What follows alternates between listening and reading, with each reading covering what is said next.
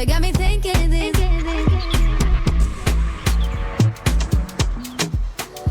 Welcome back to Daytime Live. Now, I don't know if you know this, but I want to tell you something. Fashion is more than just what we wear. It's a powerful form of self-expression and storytelling.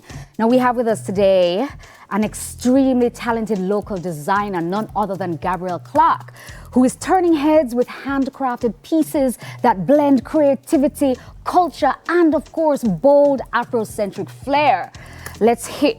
We're gonna put me so far. Listen, let's hear her inspiration behind the brand's quaint bags and so quaint. She's here to talk to us all about fashion and to celebrate the culture. Welcome to the show. Thank you so much for having me. Listen, it's our pleasure. These are beautiful. The colors are fantastic. Is it before Is it before we came out here? Yeah. She's like, oh my God, I'm so nervous. I'm so excited. She got it together quicker. She looked because it's live comfortable. TV. You look great. Yes. And being exciting and being passionate about what you do is always a wonderful thing. So tell us about your passion. Quaint bags, so quaint. When did it started? How did you get into design and fashion? And when it was like, hey, this is what I want to do. Well, it started a very long time ago. So I got my first sewing machine in 2014. Right. And I really just did it as a way to have like an extra income as a college student because I wanted to like dress up, but I couldn't afford the styles that were out there. So I was like, what if I just sew my own clothes because I saw so many other people doing it. So I bought a sewing machine and I made myself a bag for school. I made an outfit, several outfits actually. And my classmates loved them and they were just like, listen, you need to make something like this for us. So I started getting orders and I did some fashion shows. And I was like, this could actually be a business. So I've been doing it ever since. And I've gotten a lot better in comparison to when I just started. Yeah. And I've become so passionate about it to the point where I go to bed thinking about the thing that I was just making today. Yeah. And then I wake up excited to go make something else. And they say if you love what you do, you never work a day in your life, Exactly, right? exactly. But I'm looking on, anybody looking can see that you definitely have like an affinity for the Afrocentric nature of things. Yes, I do. Tell me, why did you decide these particular fashion pieces to make a statement and why keep it so Afrocentric, which we love? Yeah. So I consider myself to be a Pan-African person. I'm pro-Black, pro-Africa. And so I try to make my pieces reflect that as much as possible because when I just started out, I was using a lot of African print fabrics. And so I started to veer more to like solids, like colors like these that could be worn with just about any outfit rather than it being African print fabric.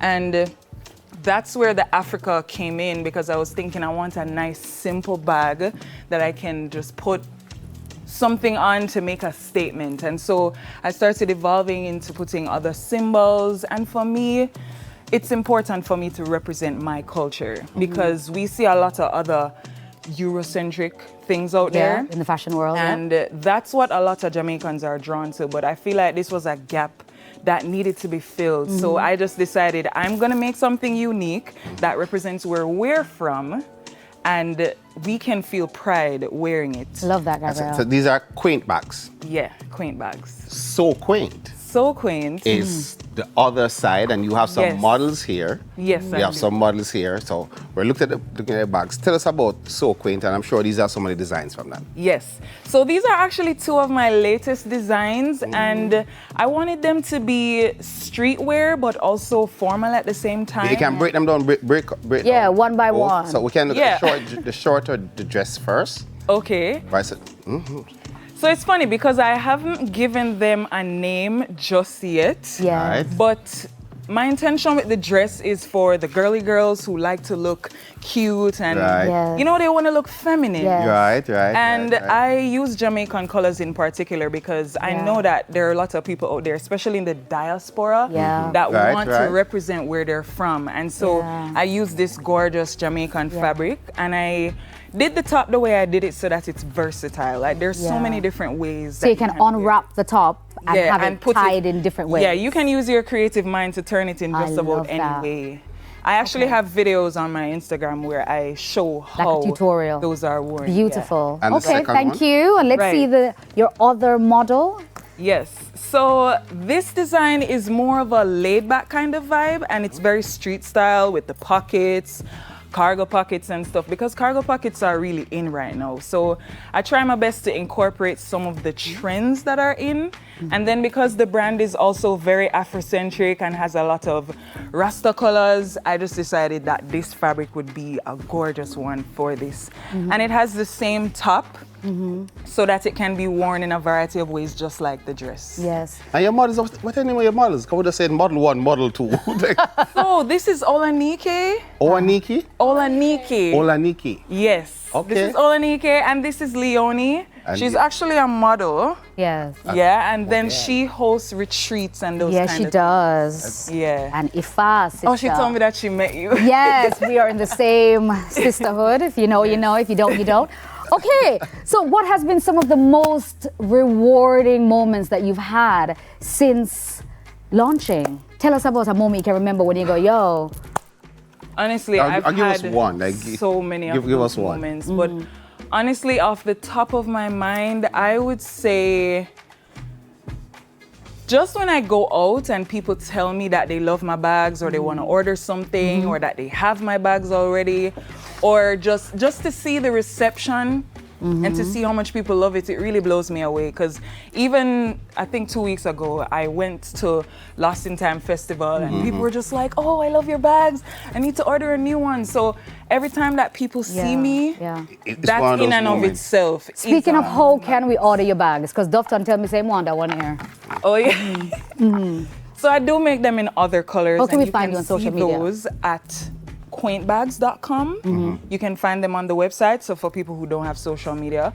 But for the people who do want to go on Instagram, you can use the same thing, Quaint Bags. Quaint. QUAINTBAGS. And if you want to find my other page where I do clothing items, then it's SEWQUAINT. And if I could add as well, I teach people how to sew too. Wow. So if someone wants to learn how to make something from scratch for themselves, they can find that on Sew Quaint as well. Thank you so much. That was local designer Gabrielle Clark. We have more to come on Daytime Live, but Rich Rock won't be left out. Ready again for some music. Come on, Muggles.